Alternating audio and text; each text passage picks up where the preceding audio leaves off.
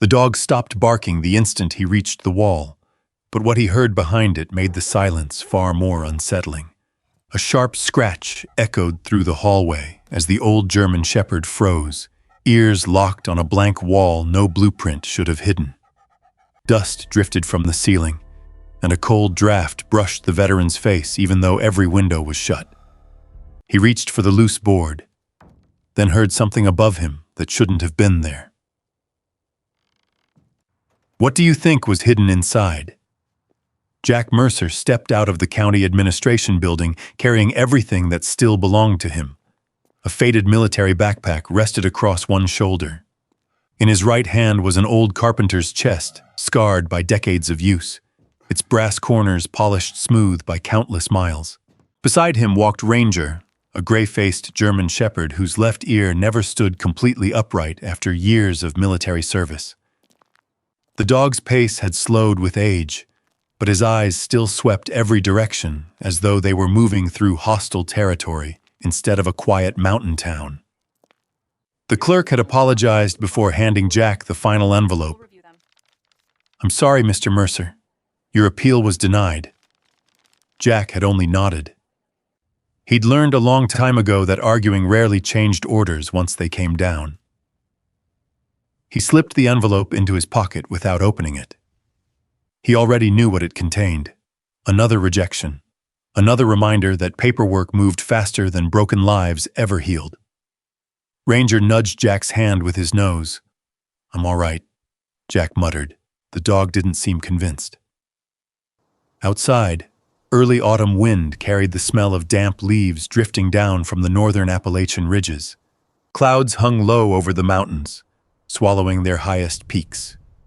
The valley looked peaceful enough that most visitors would never imagine how quickly weather or life could trap someone there. Jack glanced across the street toward this courthouse bulletin board. A handwritten notice flapped beneath a thumbtack. County tax auction, properties sold as is. One line near the bottom had been circled in red, mountain farmhouse, minimum bid, $15. He stood there for nearly a minute. $15. He reached into his pocket. One worn $20 bill, 3/4, a nickel, 2 pennies. Everything else he owned wouldn't buy another week in the roadside motel he'd left 2 mornings earlier. Ranger watched him without making a sound. We're safe here for a minute. "You've followed me into worse places," Jack said quietly. The dog blinked once. It was answer enough. The auction gathered fewer than 20 people beneath an old livestock pavilion outside town.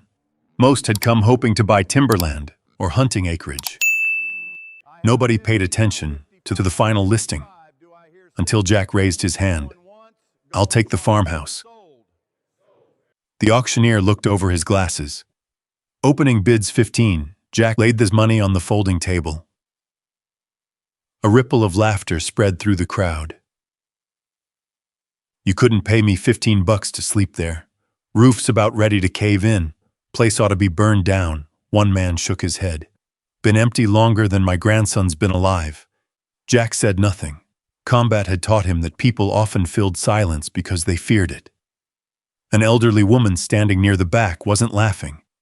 Instead, she watched Jack with something closer to concern. Before Jack could study her expression, another voice cut through the murmurs. "I'll give you $20,000 for it." Heads turned. A black luxury pickup had rolled quietly beneath the pavilion roof. The driver stepped out wearing polished boots that had never touched fresh mud. Calvin Rhodes, everyone knew the name. Half the valley had either sold him land or fought him over it. Calvin smiled politely. "I'll save you the trouble." Jack looked at the man, then looked at Ranger. The shepherd hadn't barked, hadn't growled. He simply stared at Calvin without blinking. Jack had learned to trust that look. "I just bought it," Jack answered. Calvin shrugged. 25,000. The laughter stopped. Even the auctioneer stared. Jack considered the offer for exactly 3 seconds, then picked up the deed. "No," a tiny crease appeared beside Calvin's smile. "You haven't even seen it. I've seen enough." Calvin nodded once. "If you change your mind, I won't." The developer climbed back into his truck. As the engine disappeared down the gravel road, Jack noticed Calvin glance once toward the distant mountains, not toward the house. Toward the ridge behind it. It lasted barely a second. But old habits noticed small things. Something about that glance stayed with him. The farmhouse stood another 12 miles deeper into the valley. The narrow dirt road twisted between abandoned logging trails and weathered split-rail fences leaning under decades of neglect. The house finally appeared through thinning trees. It was larger than Jack expected. 2 stories, steep roof, stone chimney, wide front porch sagging slightly at one corner. Broken windows reflected gray afternoon light like tired eyes. Nature had nearly reclaimed it. Vines climbed the porch posts, moss spread across cracked stone steps. A rusted weather vane creaked softly above the roofline. Jack stood quietly for several moments. He wasn't looking at decay. He was studying structure, foundation, roof pitch, drainage, weight distribution. His eyes followed load-bearing walls automatically, just as they once searched damaged compounds overseas for collapse hazards before anyone stepped inside. "It isn't dead," he said. "It just got left behind." He pulled an old brass key from the auction envelope. The lock resisted, then clicked. The front door opened with a long wooden sigh. Cool air drifted out carrying dust, aged pine, and something faintly sweet he couldn't identify. Jack stepped forward. His boot landed on the threshold. Behind him, nothing. He turned. Ranger hadn't moved. The shepherd stood perfectly still, head lifted, nostrils working. His attention wasn't fixed on the doorway. It was focused somewhere above them, toward the second floor. Every muscle along the dog's back tightened. Then, for the first time that day, a deep, controlled growl rolled from Ranger's chest. Not loud, not frightened, a warning. Jack slowly followed the direction of the dog's eyes toward the dark ceiling above. It was only silence. Then, without taking his eyes off the upper floor, Ranger crossed the threshold. Jack followed 2 careful steps behind. The front door drifted shut under its own weight, and the old latch clicked softly behind them. The sound echoed through the empty farmhouse with surprising depth, bouncing from room to room until silence settled once again. Jack stood still. Years of clearing damaged compounds had taught him that the first minute inside an unfamiliar structure was never wasted. He let his breathing slow while his eyes adjusted to the dim light filtering through cracked windows. Dust floated lazily through narrow beams of afternoon sun. The floor beneath his boots creaked, but not unevenly. Most of the main beams were still carrying weight. The smell was exactly what he'd expected from an abandoned house. Aged pine, damp plaster, mouse nests. But beneath it lingered another scent, old lamp oil, faint, almost gone. He frowned. No one had lived here for years. Why would the smell remain? Ranger moved ahead without waiting. The shepherd ignored the kitchen, the fireplace, and the open sitting room. Instead, he headed directly toward the staircase. Jack noticed the dog's posture, not excited, focused, tail level, head low, exactly the way Ranger used to move before entering uncertain buildings overseas. "You smell something?" Ranger paused halfway to the stairs and looked back, then continued climbing. Jack rested one hand on the worn banister before testing the first step with his weight. Solid, the second. Solid. The third complained with a long groan that echoed through the house. His heartbeat jumped before he could stop it. For a split second, the staircase disappeared. Instead, he saw splintered concrete. Dust. Smoke. Someone shouting over the radio, "Mercer, move!" His body reacted before his mind caught up. He spun sharply toward an empty hallway, shoulders tightening, hands reaching for a rifle that hadn't hung from them in nearly 12 years. Nothing. Only silence. Jack closed his eyes. Not here. Not Afghanistan. He inhaled slowly until the memory loosened its grip. When he opened his eyes again, Ranger had returned to him. The old shepherd leaned gently against his leg. Jack rested one weathered hand on the dog's neck. "You always know." Ranger stayed there another few seconds before climbing the remaining stairs. The second floor held 4 bedrooms connected by a narrow hallway. Wallpaper peeled in curling strips from the walls. Rain had stained one ceiling dark brown. Several doors hung crooked on rusted hinges. Jack walked slowly, scanning corners before entering each room. The habit had never left him. Observe, pause, listen. Only then move. Every window offered a different view of the surrounding mountains. Dense forest wrapped around the farmhouse like an ocean of green. No neighboring houses, no passing traffic, only wind moving through tall pines. The isolation explained the property's price. It didn't explain Calvin Rhodes. $25,000 for this place made no sense, unless the house itself wasn't what he wanted. Jack tucked that thought away. He'd learned never to dismiss questions too quickly. Ranger suddenly stopped outside the final bedroom. His nose traced slowly across one section of the hallway wall. Then he scratched once. Only once. Jack knelt beside him. "What is it?" The dog pressed his muzzle against the beadboard paneling before sitting quietly.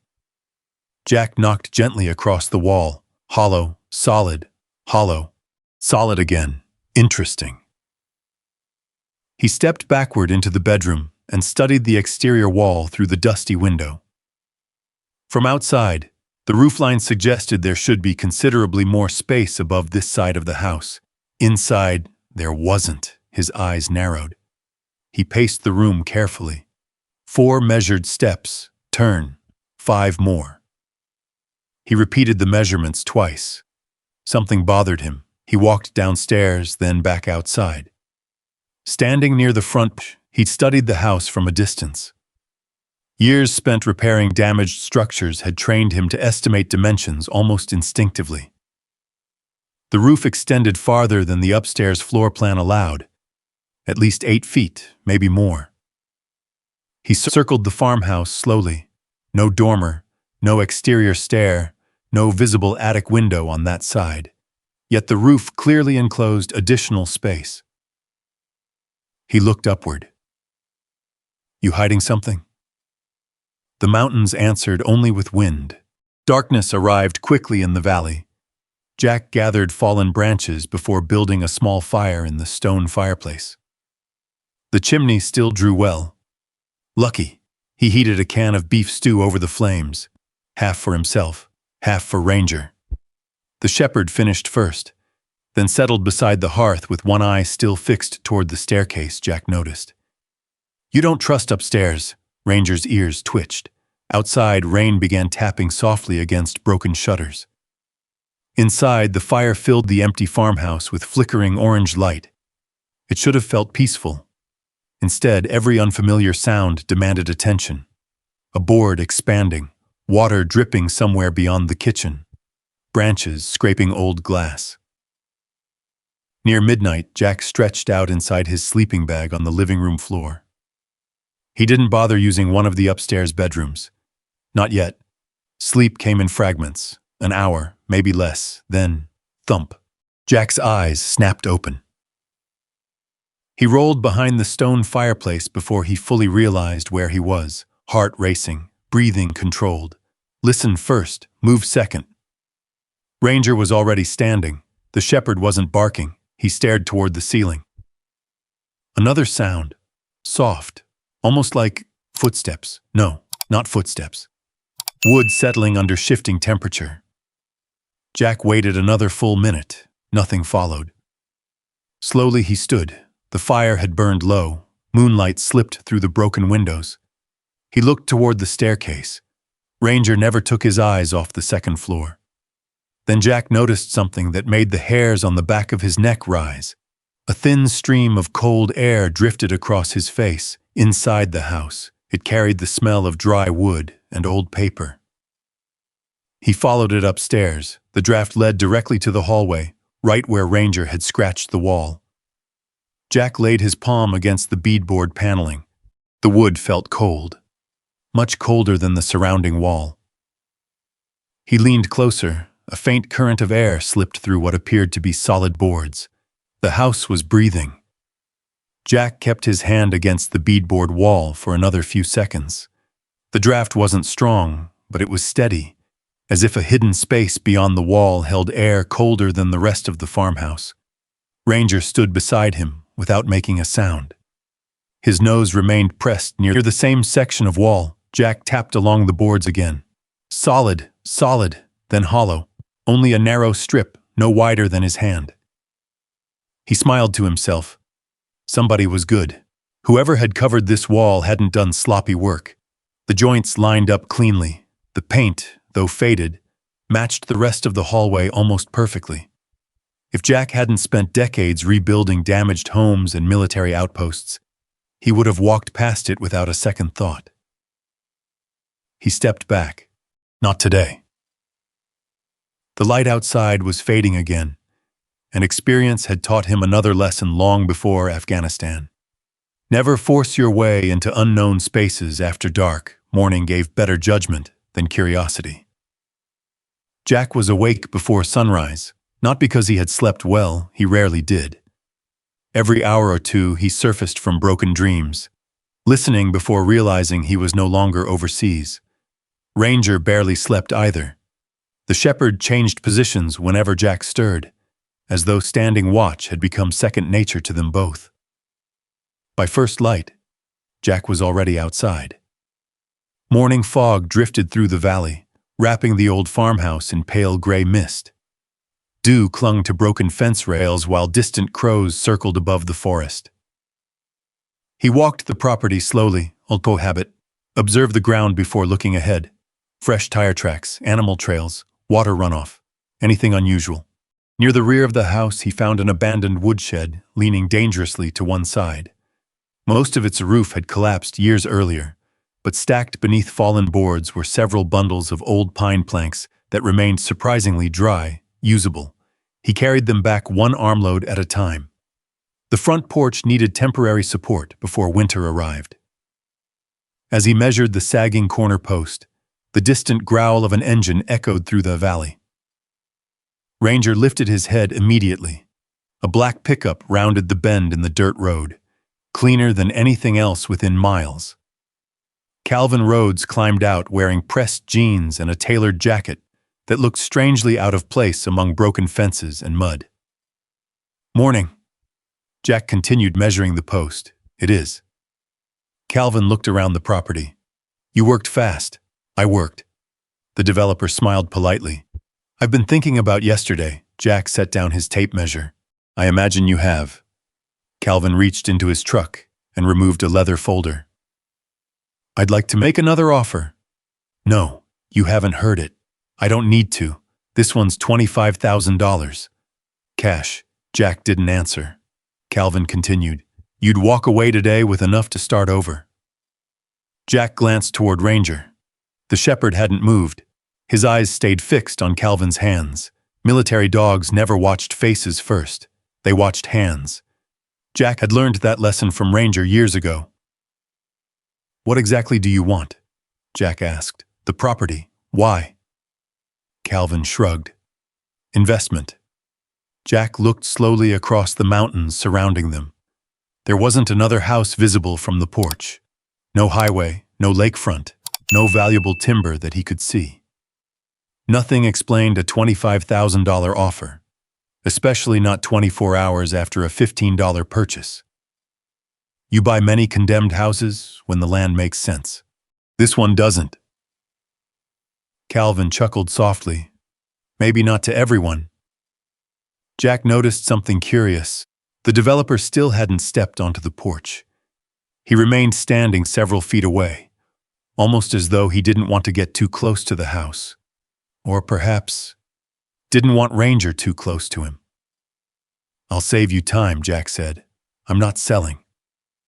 For the first time, Calvin's smile faded completely.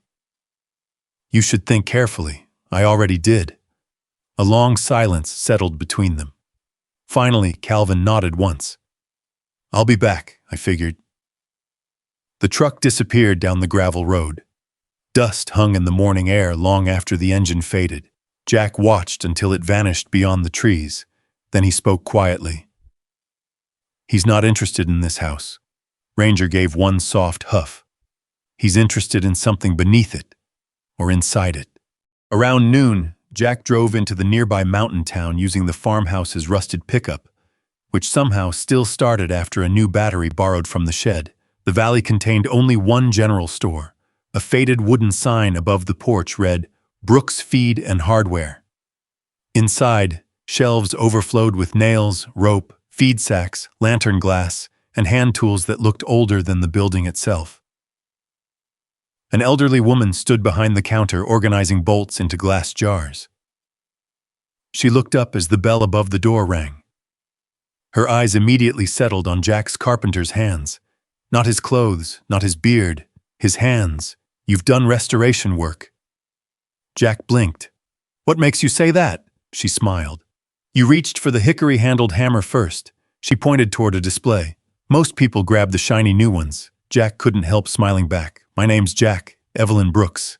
She rang up his purchases: roofing nails, lumber spikes, a pry bar, and a coil of rope. When the total appeared, she quietly removed several items from the receipt.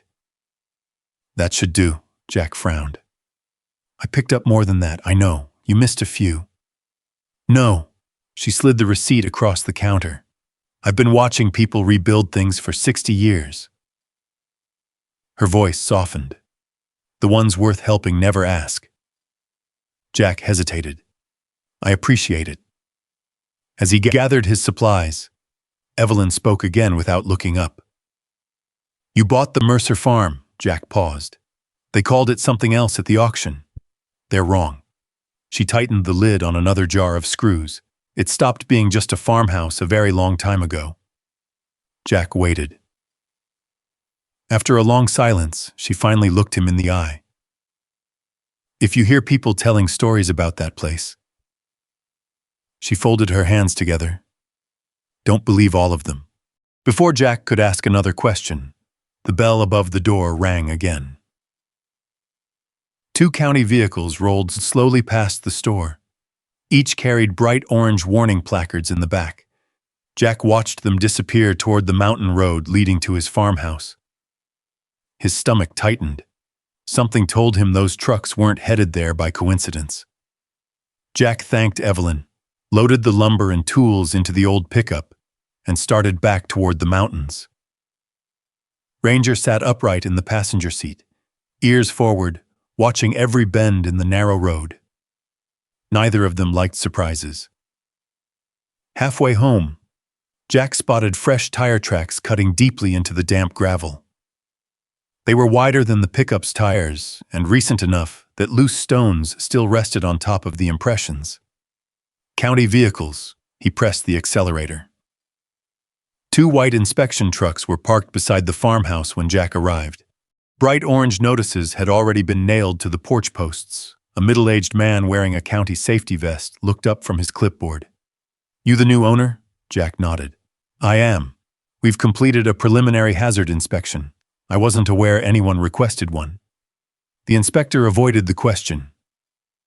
"This structure presents multiple safety concerns."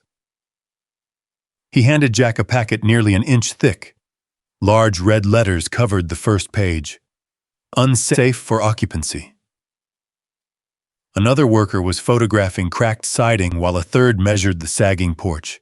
Jack quietly watched them for several moments. Something felt rehearsed. The inspection seemed unusually thorough for a property that had changed ownership less than 48 hours earlier. "Who ordered this?" Jack asked. "We respond to complaints." "From who? I'm not authorized to discuss that." The answer sounded practiced.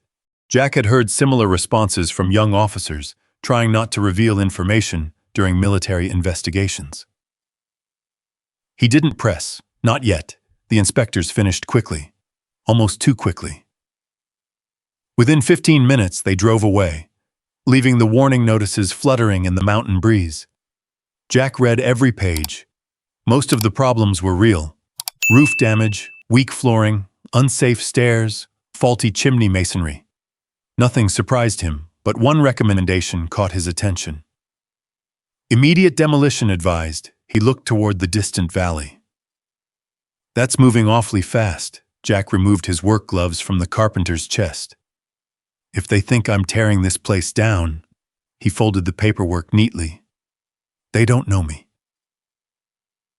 The porch became his first priority. He cut 2 sturdy pine posts from salvaged lumber and braced the sagging corner before moving inside. Years as a combat engineer had taught him to think in sequence. Stabilize, secure, then repair. Never reverse the order. Ranger followed him room by room, but remained unusually restless upstairs. Each time Jack descended for another tool, the shepherd climbed back toward the hallway without hesitation. That afternoon, Jack carried a pry bar and replacement boards upstairs to reinforce the staircase. The 4th tread had begun separating from its stringer. He knelt beside it, studying old nail patterns, hand-forged square nails, original construction. The staircase was older than he'd first believed. Behind him, Ranger suddenly froze. His head snapped toward the hallway. Every muscle tightened. Then came a sharp bark, another, then another. Urgent, not frightened. Calling, Jack stood immediately. What did you find? Ranger raced to the beadboard wall, where the cold draft seeped through hidden cracks. This time he didn't simply scratch. He lunged forward, his shoulder slammed against the paneling. Old wood cracked loudly. The shepherd struck again. A splintered board gave way with a dry snap. Easy! Jack reached for Ranger's collar just as another loose plank shifted. A jagged piece of broken wood scraped across the dog's front paw. Ranger yelped once, only once, then immediately pushed forward again despite the injury. Jack caught him before another board collapsed. Blood dotted the dusty floorboards beneath the shepherd's paw. Hold still. Years earlier, Jack had treated far worse injuries in field conditions. He gently lifted Ranger onto an old quilt lying nearby and opened a compact first aid pouch from his backpack. The cut wasn't deep, clean, no tendon damage. He rinsed it with bottled water before wrapping the paw with sterile gauze and self-adhesive bandage. Throughout the process, Ranger never looked at his injury. His eyes stayed fixed on the damaged wall. You really don't want me walking away. The shepherd gave a quiet whine. Jack sighed. I know. He picked up the pry bar. Instead of attacking the wall randomly, Jack studied it carefully. The carpenter who concealed it had been skilled. Each board had been installed to match the original hallway. The nails had even been aged to blend with the surrounding wood. Whoever built it hadn't wanted anyone asking questions. Jack slid the pry bar beneath one loosened strip. Gentle pressure, no rushing. The board lifted cleanly. Behind it, empty space. Not insulation, not framing. Air. Cold air drifted across his face. He removed another board, then another. A narrow vertical gap appeared between heavy support timbers. Jack crouched lower. The framing wasn't original. Additional studs had been installed years after the house was built. Someone had intentionally created a false wall. Ranger limped closer despite the bandaged paw. His nose disappeared into the opening. Then he looked back at Jack, the same expression he'd worn countless times during search operations overseas. Found something. Jack widened the opening another few inches. Dust poured down in gray clouds. Beyond the false wall stood rough plank sheathing, unlike anything else in the hallway. His flashlight beam slid upward. Halfway up the hidden surface, he noticed something strange, the faint outline of old hinges. Then, a rusted iron latch almost perfectly concealed beneath layers of paint. Jack slowly brushed away decades of dust with his sleeve. His pulse quickened. This isn't just a wall. He ran his fingers along the edge. It gave slightly beneath the pressure, not enough to open, just enough to confirm what his instincts had already decided. Someone had hidden an entire doorway inside the house. He looked at Ranger. The old shepherd sat quietly despite his injured paw, tail resting against the dusty floor, watching the concealed entrance as if he had been waiting years for someone to find it. Jack wrapped both hands around the weathered iron latch. Very carefully, he began to pull. The iron latch resisted. Years of dust and dried paint held it in place, refusing to surrender quietly. Jack leaned his shoulder against the hidden door while keeping one hand on the frame, careful not to shift too much weight onto the old floor. A dull crack echoed inside the wall, then another. The seal finally gave way. Cold, stale air spilled through the opening, carrying the scent of old cedar, lamp oil, and paper that had slept untouched for decades. Jack immediately stepped aside instead of walking in. "Wait." Ranger obeyed without command. Combat had taught them both that hidden spaces deserved patience. Jack shined his flashlight through the narrow opening first, letting the beam travel slowly across the darkness. No broken flooring, no collapsed roof, no animal nests, only silence. He widened the door another foot. Beyond it stretched a narrow staircase climbing higher than the visible second floor should have allowed. So that's where the missing space went. The steps were steep but solid. Every tread had been built from old-growth oak that had barely warped despite its age. Whoever built this had expected it to last. Jack tested the first step, then the second. Each carried his weight without complaint. Ranger climbed behind him despite the bandaged paw, moving slower than usual but refusing to remain below. "You've never listened worth a dime," the shepherd answered with a quiet breath.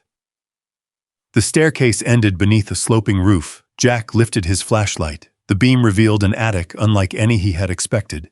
Dust covered everything, yet nothing appeared abandoned. Rows of wooden trunks stood neatly against the walls. Canvas military duffel bags rested beneath carefully folded blankets.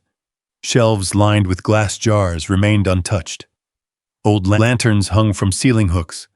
A rocking chair faced a small dormer window overlooking the valley. Someone had arranged every object with deliberate care before locking the room away, not hiding it in panic, preserving it. Jack walked slowly, disturbing decades of dust with each careful step. His boots left the first footprints the room had seen in years. Ranger ignored everything except one weathered wooden table near the center of the attic. The shepherd limped toward it, sniffed once, then quietly lay down beside a thick, leather-bound ledger. Jack crouched beside him. "You pick this." The dog's tail tapped the floor exactly once. Jack brushed dust from the cover. No title, only initials pressed into faded brown leather. "OV." He set the ledger aside for the moment. Instinct told him to understand the room before reading its story. The first trunk contained neatly folded army blankets. Each had been washed, repaired, and carefully stacked. The second held children's clothing sorted by size, tiny boots, wool coats, knitted mittens. Every piece had been mended by hand. Another trunk contained framed family photographs wrapped individually in cloth. Faces smiled back from different decades, young soldiers, mountain families, children standing beside snow-covered fences. No names appeared on the frames, only dates. The years stretched across generations. Jack frowned. This room wasn't used once, it was used over and over. Ranger quietly watched him. Near the far wall stood 4 olive-drab military duffel bags. Jack recognized the design immediately. Government issue, different generations. One still carried faded stencil lettering, U.S. Army. He opened the first bag. Inside rested a carefully folded field jacket. Nothing more. The second held Marine Corps dress shoes wrapped in newspaper. The third contained letters bundled with blue ribbon. The fourth? Jack froze. Inside lay a faded combat engineer patch nearly identical to the one he had once worn. Beside it rested an old challenge coin and a pair of cracked safety goggles used during route clearance operations. He slowly picked up the goggles. For a heartbeat, the attic disappeared. Instead, he saw a convoy crawling through Afghanistan. Dust rising behind armored vehicles, the metallic click of mine detectors sweeping roadside gravel, someone laughing over the headset. Then, a deafening blast. His hands tightened around the goggles before he realized where he was. Ranger immediately stood. The shepherd pressed firmly against Jack's shoulder until his breathing steadied again. Jack closed his eyes. "I'm here."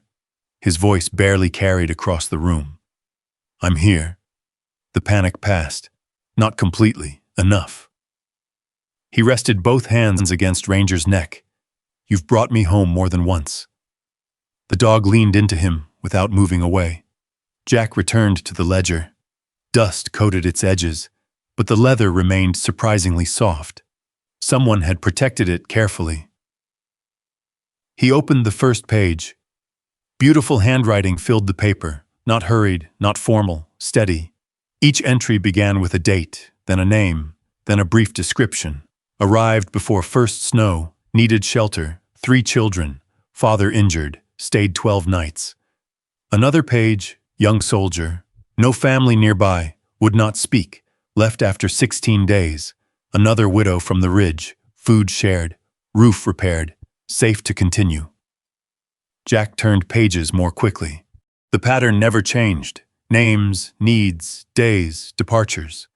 No payment recorded, no debts, only people. Each entry ended with the same handwritten sentence. May they leave stronger than they arrived. Jack swallowed hard. There were hundreds of entries, maybe thousands. Whoever kept these records had spent decades quietly helping strangers, not for recognition, not for money, simply because they had needed somewhere to go. Ranger rested his chin beside the open book. Jack looked around the attic once more.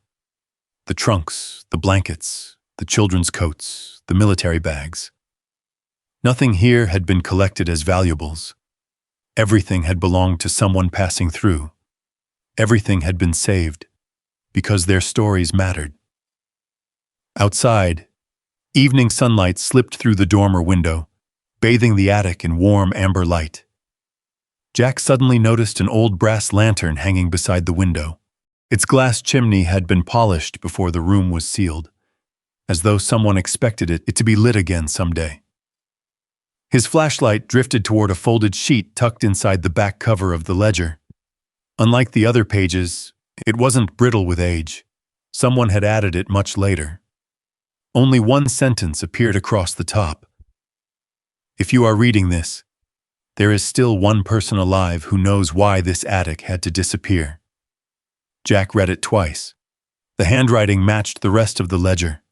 Steady, careful, written by someone who expected the words to outlive them. He turned the page. Instead of names and dates, the next section held a letter. Whoever finds this, if this house has survived, then the valley has remembered more kindness than I ever hoped. If it has not, then perhaps you are here because you refuse to stop asking questions. The people listed in these pages came from different places, but they all arrived carrying something heavier than their bags. Some carried grief, some carried fear, some carried war. We gave them a roof until they could stand again. Jack slowly lowered the book. He looked around the attic with different eyes. The blankets had not been stored. They had been folded after use. The lanterns had not been displayed. They had once guided frightened people through dark mountain nights. Every object inside the room belonged to someone whose life had crossed this house.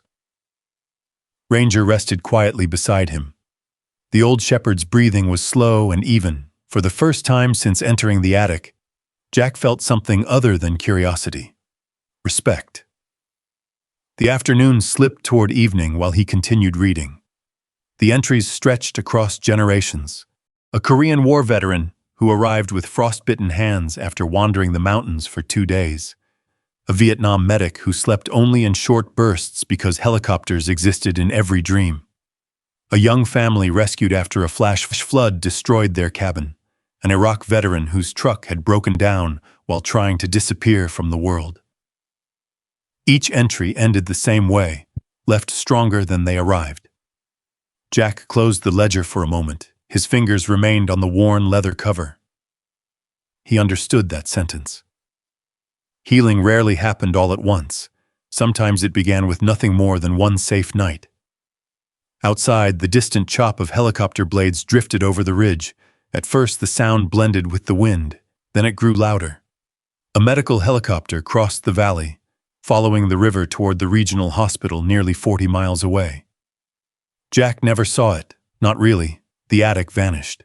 The warm afternoon disappeared beneath swirling Afghan dust. Rotor wash hammered against armored vehicles. Someone shouted coordinates over the radio. Another voice yelled, "LZ secure!" Then came the sharp crack of small arms fire somewhere beyond the ridgeline.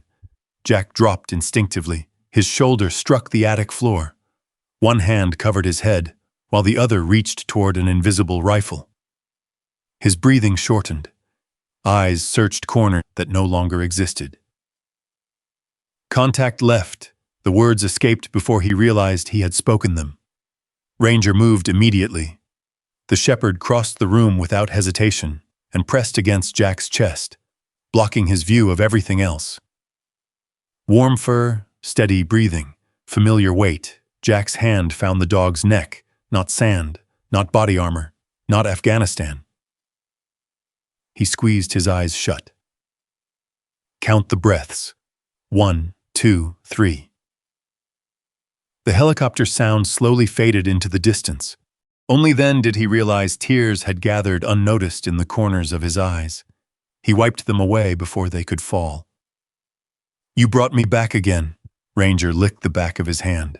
The old dog had done the same thing dozens of times over the years, always knowing, always arriving before the panic became something worse. Jack leaned his forehead against Ranger's. "We're home." The shepherd gave a quiet sigh. As evening settled over the valley, Jack lit one of the attic lanterns. The glass chimney remained perfectly clear after all these years. A tiny flame filled the room with warm amber light. The shadows softened. The attic no longer felt abandoned. It felt occupied by memory. He continued reading. One journal had been written by a returning Vietnam veteran. Its pages contained almost no descriptions of combat. Instead, the man wrote about ordinary things, the first full night's sleep after months, the smell of fresh bread downstairs, a woman insisting he eat a second bowl of soup, a child laughing because Ranger's predecessor, a shepherd named Duke, had stolen a biscuit from the table. Jack smiled faintly. Healing never sounded dramatic on paper. It sounded ordinary. That was what made it precious. Near the bottom of another page, a different name appeared repeatedly. Thomas Hale delivered firewood, repaired bridge, escorted guests through mountain trails after snowfall, returned before sunrise. Jack stopped reading. He knew that name. Evelyn Brooks had mentioned an old forest ranger years ago when customers traded stories in her store. Could he still be alive? He turned another page. The final entry mentioning Thomas had been written only 12 years earlier. Still helping. Too stubborn to retire, Jack laughed quietly to himself. Sounds familiar. Ranger raised one ear. Night settled fully outside. The temperature dropped quickly beneath the steep Appalachian ridges. Jack closed the final journal and carefully returned every ledger, letter, and keepsake exactly where he had found them. Nothing here belonged to him. He was only its temporary guardian. Before leaving, he looked once more around the attic. "I'll keep this place standing." The promise came naturally, not because anyone expected it, because someone had to. He lowered the lantern flame and stepped towards the hidden staircase. Ranger followed carefully, favoring his bandaged paw but refusing any help. As Jack reached the concealed doorway, headlights suddenly swept across the front windows downstairs. Not one vehicle, several. He froze. Engines echoed outside. Truck doors slammed. Voices carried through the mountain air. Someone had come to the farmhouse after dark, and they weren't knocking. Jack extinguished the attic lantern with 2 careful fingers. Darkness swallowed the room. Only moonlight slipped through the dormer window. He lowered himself beside the hidden doorway and listened. 3 engines, heavy pickups, doors closing, boots on gravel, no shouting, no flashlights sweeping the windows. Whoever had arrived wanted to appear calm. That made Jack trust them even less. He looked at Ranger. The shepherd's ears stood forward despite the bandaged paw. His breathing remained slow, but every muscle was ready. Jack whispered, "Quiet." Ranger settled without another sound. Jack eased the hidden door closed until only a narrow crack remained. Through it, he could see the empty upstairs hallway. A flashlight beam drifted across the ceiling below. Someone had entered the house, not breaking in, using the front door. Jack frowned. Had they found another key? A man's voice floated upward. County inspection. Anybody here? The words sounded official, the timing did not. Jack waited. Another voice answered. Doesn't look occupied. Boots moved across the first floor. Drawers opened. Cabinet doors creaked. They weren't conducting an inspection. They were searching. Jack counted the footsteps the way he once counted patrol members moving through damaged compounds. 1, 2, 3. No fourth. 3 men. One stayed near the front door. One crossed the kitchen. The third climbed halfway up the staircase before stopping.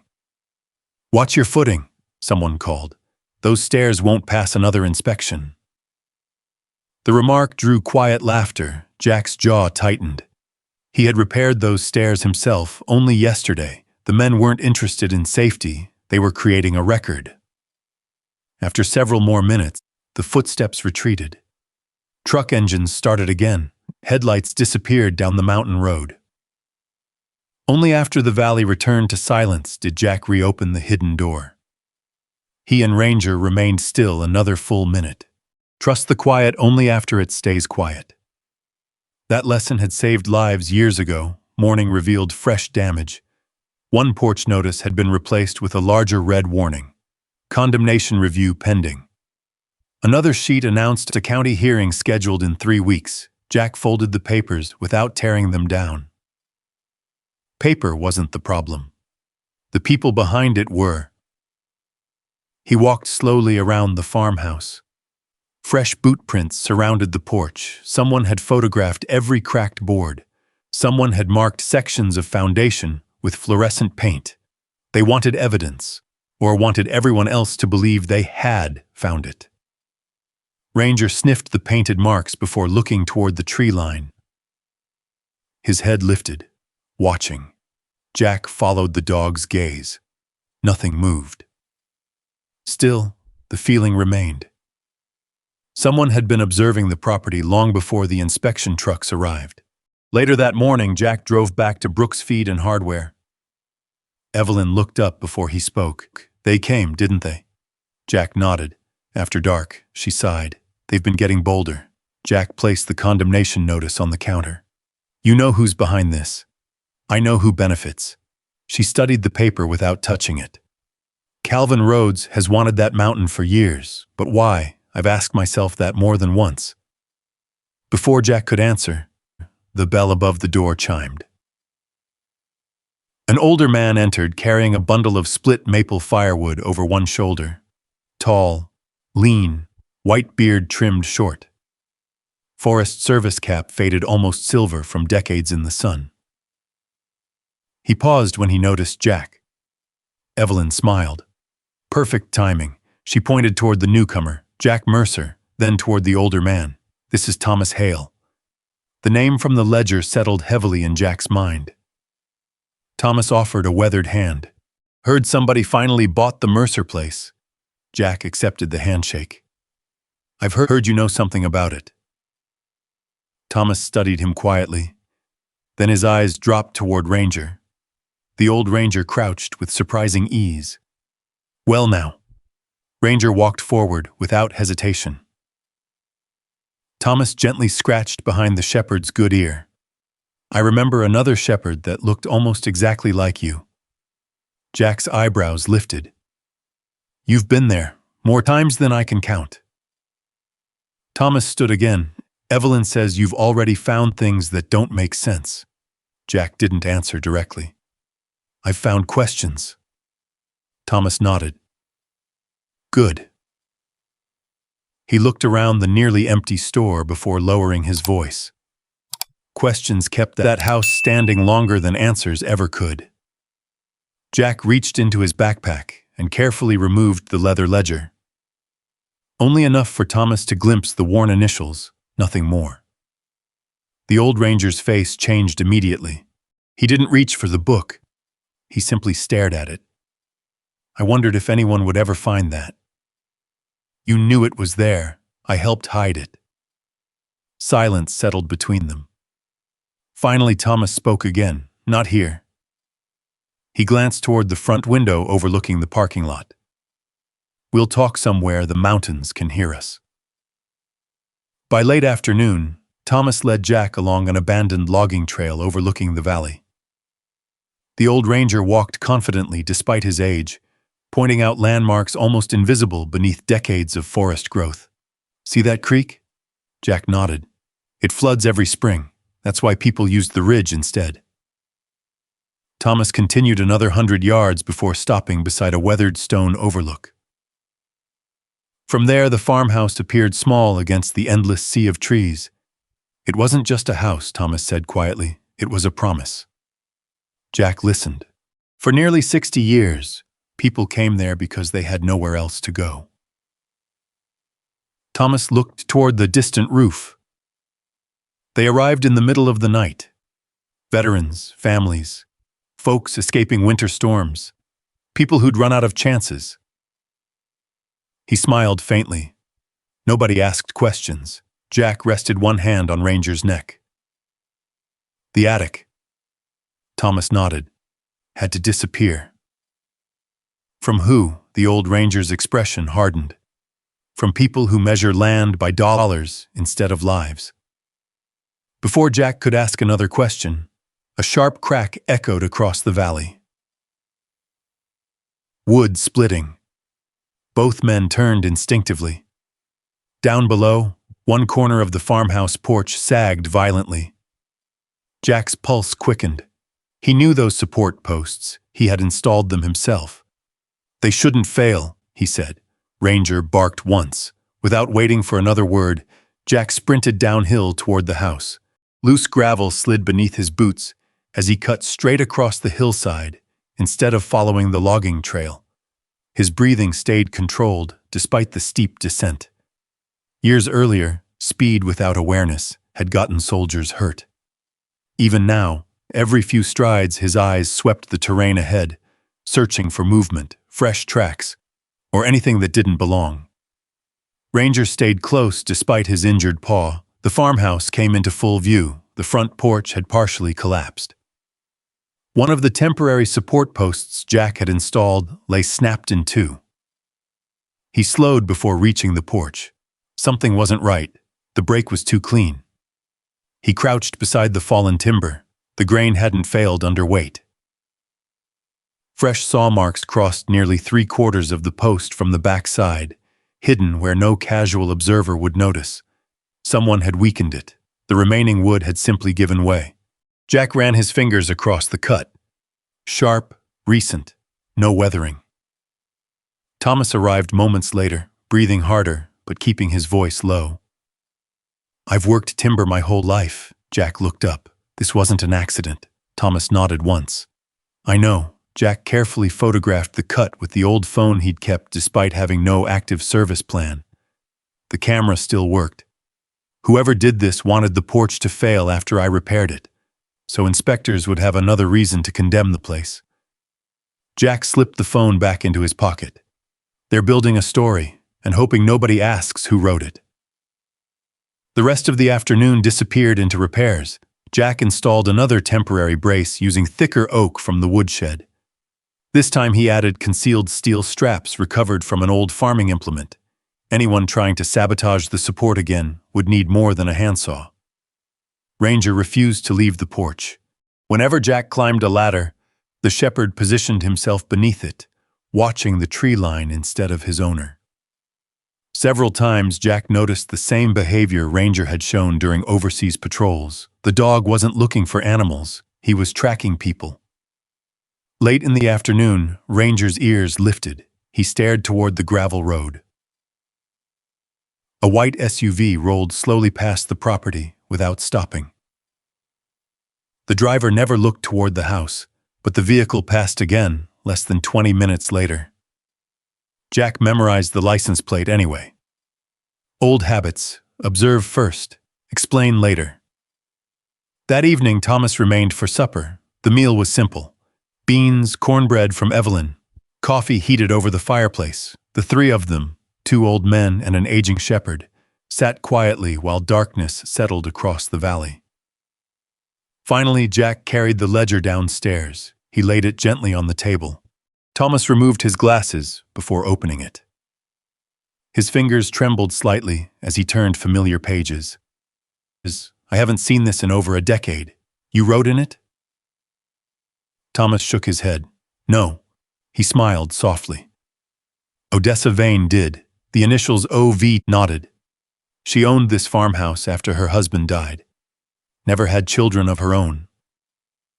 He paused over one page, but somehow she became family to half this valley. Jack listened. "People think heroes always wear uniforms." Thomas smiled faintly. "Odessa wore an apron most days." Thomas pointed toward a faded entry dated February 1978. "That winter buried every road under 8 feet of snow." Jack read the short paragraph. "Veteran arrived after sunset. No boots. Severe frostbite. Stayed until spring thaw." Thomas looked into the fire. He would have died before morning. Another page. Young mother. Twin infants. Truck slid into the creek. Stayed 18 days. Another widower. Would not speak. Worked with horses until laughter returned. Thomas closed the book. She never asked whether people deserved help. Jack stared into the flames. She just helped. Thomas nodded. Exactly. Hours passed. Outside, rain tapped softly against the windows. Jack continued reading after Thomas left for home. One by one, the names became real people instead of ink. Near midnight, he reached the oldest section of the ledger. The handwriting changed. The paper yellowed. An envelope had been tucked carefully between 2 pages. Across the front, in darker ink, were only 4 words. "For Calvin Rhodes only." Jack stared at the envelope. It had never been opened. The wax seal remained intact. Ranger lifted his head from that rug. Jack turned the envelope over. Nothing else. No explanation. No date. Just one name. He leaned back slowly. Calvin Rhodes, the developer. The man willing to spend $25,000 on a condemned farmhouse. Why would Odessa leave something addressed specifically to him? Jack almost broke the seal. His thumb rested against the edge for several seconds. Then he stopped. No. He carefully returned the envelope exactly where he had found it. If it belonged to Calvin, opening it would answer questions the wrong way. Instead, he continued reading. Several pages later, another entry caught his attention. This one listed no full names, only initials. Young woman, 20 years old, arrived frightened, expected child, asked that no one be notified, stayed until baby was strong enough to travel. The final sentence had been underlined. The child must someday know he began here.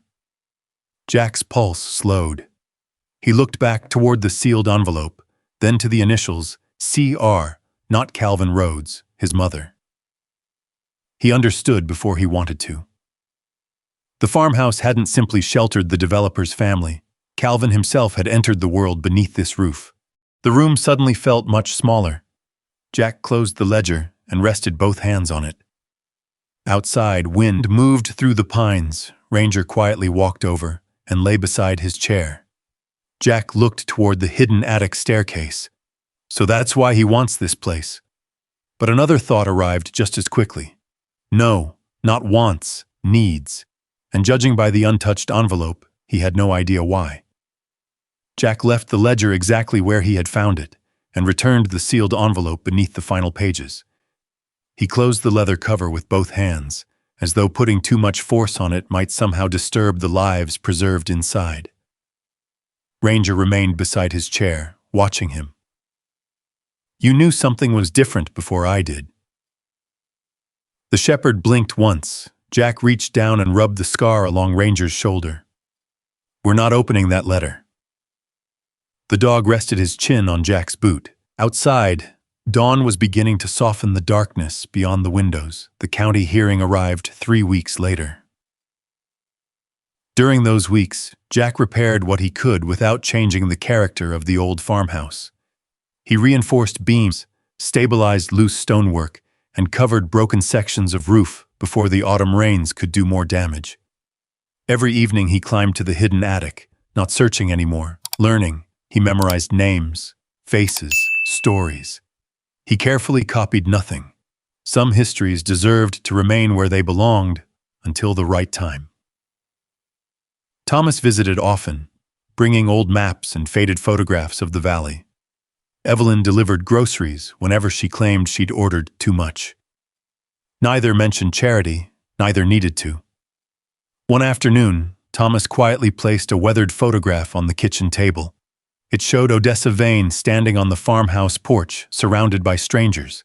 Some wore military uniforms, some held children. No one smiled for the camera, but every face looked safe. Acker tucked the photograph back into its sleeve. I understand now. Thomas nodded. The hearing isn't really about a building. No, it's about whether people still remember why it mattered. The courthouse meeting room filled long before the hearing began. Developers, county officials, neighbors, reporters from 2 nearby towns. Jack sat quietly near the back with Ranger lying at his feet. The shepherd wore a simple service dog harness that had faded from years of use. Every few minutes, someone glanced toward the old dog. Ranger ignored them all. Calvin Rhodes entered surrounded by attorneys carrying thick binders. His suit was flawless. His expression wasn't. For the first time since Jack had met him, Calvin looked tired. He noticed Jack immediately. Their eyes met across the room. Neither man spoke. The hearing began with routine procedures. County inspectors displayed photographs of cracked foundations, damaged roofing, unstable stairs, and deteriorating walls. Everything they presented was technically accurate. The farmhouse needed work. Jack never denied that. Then Calvin's lead attorney stood. Our proposal would replace an unsafe structure with a development that benefits the entire county through jobs, tax revenue, and tourism. Slides appeared on a projection screen. Luxury mountain cabins, private hiking trails, a conference lodge overlooking the valley. The farmhouse wasn't shown once, as if it had already disappeared. When Jack's turn came, he carried no presentation. No lawyer stood beside him. Only a worn leather ledger rested beneath his arm. He walked slowly to the front of the room. I won't argue that the house needs repairs. His voice remained calm. It does. He looked toward the inspectors. You did your job. Then toward Calvin. So did you. Several people shifted uneasily. Jack continued. But before anyone decides whether that house should disappear, he rested one hand on the ledger. I'd like you to hear from the people who once needed it. He didn't open the book. Instead, he looked toward the back doors. Thomas Hale rose first, then an elderly woman using a cane, a gray-haired man wearing a faded Vietnam veteran cap, another woman carrying an old photograph. One by one, they walked forward. Thomas spoke first. When I was 23, Odessa Vane handed me a lantern and told me to guide lost people through snow because she couldn't walk the ridges anymore. He smiled quietly. I spent 30 years doing exactly that. The Vietnam veteran followed. I arrived there in 1972. He paused. I hadn't slept through a full night in almost a year. He looked toward the audience. Nobody asked where I'd been. They simply made breakfast. The woman with the photograph unfolded it carefully. My parents reached that house after a flood washed away ours. She held up the picture. If we hadn't found that porch, she couldn't finish the sentence. No one asked her to. Another veteran stood, then another, a widow, a former volunteer. Each story lasted only a minute or two. None mentioned money. None asked for sympathy. They simply described a place where someone had opened a door when every other door had been closed. The atmosphere inside the room changed almost without anyone noticing. The legal arguments suddenly sounded smaller. The architectural drawings looked strangely empty. Even the county commissioners leaned forward. Jack finally opened the ledger.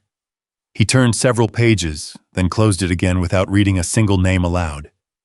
Every person in this book trusted someone enough to ask for help. He looked directly at the commissioners. "I'm not breaking that trust today." Calvin watched him carefully. Jack could have read every entry. He could have exposed the sealed envelope. He could have revealed the connection hidden inside the attic.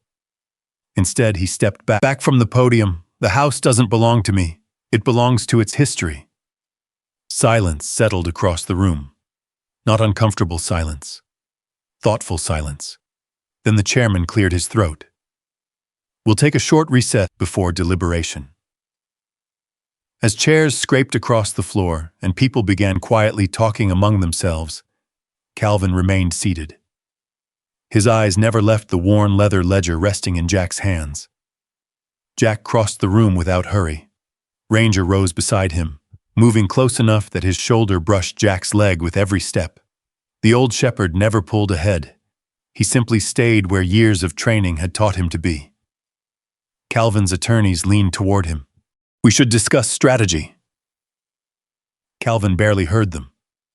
"Give me a minute." The lawyers exchanged uncertain glances before walking toward the hallway. Soon the meeting room emptied until only a handful of county officials remained gathering paperwork. Jack stopped beside Calvin's table.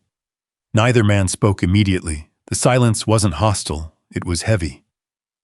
Jack placed the ledger gently on the polished wood between them. "I found something that belongs to you." Calvin frowned. "I don't understand. You won't. Not yet." Jack opened the ledger near its final pages, carefully lifting out the sealed envelope. The paper had yellowed with age, but the wax seal remained untouched. Across the front, in graceful handwriting, were 4 simple words, "For Calvin Rhodes only." Calvin stared at the envelope. His expression shifted from confusion to disbelief. "My name. It hasn't been opened." Jack slid it across the table. "I left it that way." Calvin looked up sharply. "You could have read it." "I could have." "You didn't?" Jack shook his head. "It wasn't mine." For the first time since they'd met, Calvin seemed unable to find an answer. His fingers hovered above the envelope, but stopped short of touching it. "Where did you find this?" "In the attic." Calvin looked puzzled. "What attic?" Jack studied him quietly. "You really don't know?" The developer slowly shook his head. "I've never been inside that house." Jack believed him. There wasn't the slightest hesitation in his voice. "You've spent weeks trying to buy it." "The land." "No." Jack's words came gently. "You wanted something, but you didn't know what." He opened the ledger to another page. "I think this will explain." He turned the book around. Calvin read silently. "Young woman, 20 years old, arrived frightened. Expected child. Asked that no one be notified. Stayed until baby was strong enough to travel. The child must someday know he began here." Below the entry appeared a name written in full. Margaret Rhodes. Calvin's breathing stopped for a moment. "My mother." Jack nodded. Thomas confirmed she stayed there. Calvin stared at the page as though it belonged to someone else's life. "She never told me." Jack remained silent. "My mother always said I was born in Asheville." He looked back down. "She never mentioned this valley." He carefully picked up the sealed envelope. His thumb rested against the old wax. "I buried her 6 years ago." His voice had grown quieter. "I can't ask her now." The room seemed smaller. Outside, courthouse traffic continued as though nothing unusual had happened. Inside, time slowed.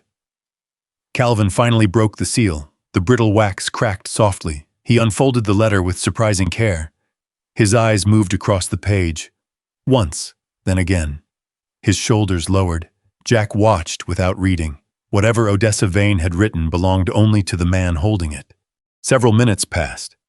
At last, Calvin folded the letter again. His eyes had reddened. "She wrote," his voice caught, that my mother arrived in the middle of a snowstorm. He swallowed. She had nowhere else to go. Ranger quietly rested his head against Jack's knee. Calvin continued reading from memory. Your mother feared the world would judge you before it ever knew you. This house was the first place where she believed your future could still be larger than your past. He looked toward Jack. I spent my whole life trying to prove I deserved everything I built. Jack said nothing. I never knew someone had already believed that before I could even walk. Calvin lowered his eyes to the letter. My mother kept returning to this valley. Jack nodded. There are entries every few years. I thought she came here to visit old friends. He gave a sad smile. She was visiting the place that saved her.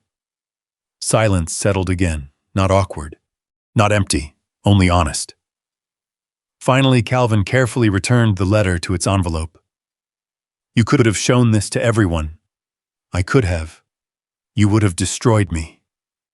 Jack looked toward the courthouse windows where autumn sunlight spilled across the floor. I've seen enough destruction. Calvin followed his gaze. Jack spoke quietly. War teaches you something strange. It isn't the explosions that stay with you. It's the faces afterward.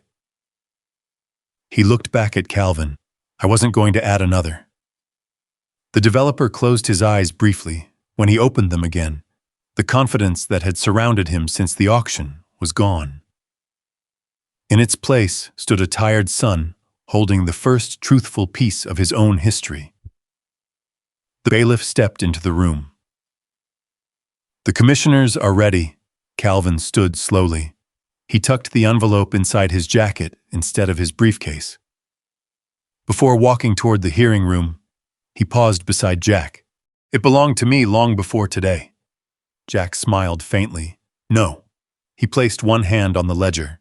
It belonged to your mother. She just trusted someone else to keep it safe until you were ready. Calvin nodded once. Then he turned and walked back into the hearing chamber. This time he wasn't carrying the same decision he had brought with him that morning. The room fell quiet as Calvin returned to his seat. His attorneys leaned toward him again, folders already open. The commissioners are waiting, one whispered. We'll proceed with the redevelopment proposal. Calvin didn't answer immediately. He removed the sealed envelope from inside his jacket and placed it beside his legal papers. Then he closed every folder. We're changing course. His attorney stared. I'm sorry? Calvin stood before anyone else could speak. Mr. Chairman. Every face turned toward him. I'd like to withdraw my application. For several seconds, no one reacted. The chairman adjusted his glasses. You wish to postpone? No. Calvin's voice carried clearly through the room. I wish to withdraw it completely. His own legal team looked as stunned as the reporters. One commissioner leaned forward. Mr. Rhodes, are you certain? I am. He looked briefly toward Jack. The farmhouse has value beyond what any development plan can measure. Murmurs spread across the audience. Calvin continued. I will also pay every outstanding tax balance attached to the property. Another commissioner blinked. As a donation, as a debt. He paused. One my family never knew it owed. No one asked another question. There wasn't one that could improve what had just happened. The hearing ended quietly. There was no applause, no dramatic celebration. People simply gathered their belongings more slowly than before, speaking in lower voices as they left the courthouse. Outside, autumn sunlight warmed the stone steps. Thomas shook Calvin's hand without saying a word. Evelyn simply smiled. Some moments required no speeches. Calvin approached Jack last. I won't pretend this fixes everything. Jack nodded. It doesn't, but it's a place to start. It usually is. Calvin reached into his pocket. I'll never ask to buy the house again. Jack extended his hand. The two men shook once, firmly. Nothing more needed to be said. Work began 3 days later. The first truck arrived before sunrise carrying reclaimed oak beams, The driver climbed out wearing worn work boots and a Vietnam veteran cap. I heard somebody needed help lifting timbers. Behind him came another pickup loaded with stone, then another carrying roofing shingles. A retired electrician offered to rewire the farmhouse. A mason volunteered to rebuild the chimney. Someone delivered windows salvaged from a century-old church. Another brought fresh bread every morning. Nobody organized the effort. It simply happened. Jack found himself surrounded by people who had once been strangers. By the end of the week, they felt like neighbors. Ranger greeted every volunteer individually before allowing them onto the property. The old shepherd still limped slightly, but his bandaged paw had nearly healed. Children who came with their grandparents quickly discovered that Ranger accepted gentle scratches behind his good ear as payment for watching over the job site. Jack noticed something else. For the first time in years, he laughed. Not often, just enough. One crisp afternoon, Jack and 3 volunteers replaced rotten floor joists beneath the front room. The crawl space was narrow, forcing everyone to work carefully. Jack crawled farther beneath the house to inspect one final support beam. Above him, Ranger suddenly barked. Once, sharp, urgent. Jack froze. He knew that bark. Danger. He began backing out. Before he cleared this opening, Ranger lunged forward, grabbing the sleeve of Jack's work shirt with surprising force. The shepherd pulled backward hard enough to drag Jack several inches. "What is it?" Then Jack heard it. A dry, rattling sound beneath the beam where his hand had been reaching. A large timber rattlesnake lay coiled in the shadows. Its head remained raised, its tail vibrated against loose stone. Jack slowly withdrew the rest of the way. One young volunteer stepped closer without seeing the snake. "Careful!" Jack reached for him. Too late. Ranger moved first. The old shepherd placed himself directly between the snake and the young man. The snake struck. Ranger twisted at the last second, but the fangs caught his front leg. The shepherd snapped once, not killing the snake, only driving it backward long enough for everyone to retreat. Thomas, who had been repairing fence posts nearby, rushed over carrying a long shovel. Within moments, the snake disappeared safely into the surrounding woods. Nobody chased it. It belonged there. The danger had passed. Ranger had not. The shepherd stumbled. Jack dropped to one knee immediately. His military field training returned without thought. Bite location, front leg, breathing steady, no tourniquet, keep him calm, stay with me. Ranger's eyes never left Jack's face. The old dog tried to stand again, his legs trembled. "You've done enough." Jack lifted him carefully into the pickup, while another volunteer called the nearest veterinary clinic. The drive felt longer than any convoy Jack had ever traveled. One hand remained on the steering wheel, the other rested gently against Ranger's shoulder. "You've pulled me out of bad places for years." His voice remained calm despite the fear pressing against his ribs. "You don't get to quit now." The veterinarian met them outside before the truck stopped. Within minutes, Ranger disappeared through swinging clinic doors. Jack remained alone on the waiting room bench. The silence felt heavier than any battlefield. Hours passed, evening settled outside. Finally, the veterinarian returned. "He's going to make it." Jack lowered his head. Not in exhaustion, in gratitude. The venom spread slowly because of where he was bitten. She smiled gently, and because he never stopped fighting.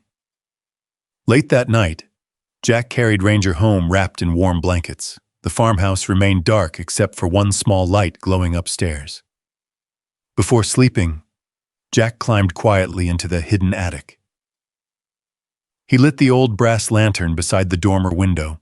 Its warm light spilled gently across the valley below. Then he returned downstairs and stretched out on the floor beside Ranger's bed. For the first time since arriving at the farmhouse, Jack slept until sunrise without waking once. Morning light slipped through the old windows, stretching across the wooden floor until it reached Ranger's bed. The shepherd opened one eye, lifted his head, and gave his tail a slow thump against the quilt. Jack smiled before saying a word. "You're still here," Ranger answered with another gentle thump.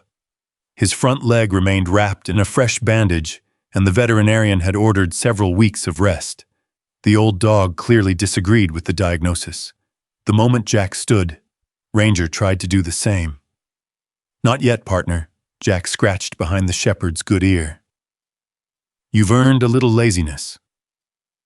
Ranger sighed dramatically, settled back onto the blanket, and watched Jack prepare coffee over the restored kitchen stove.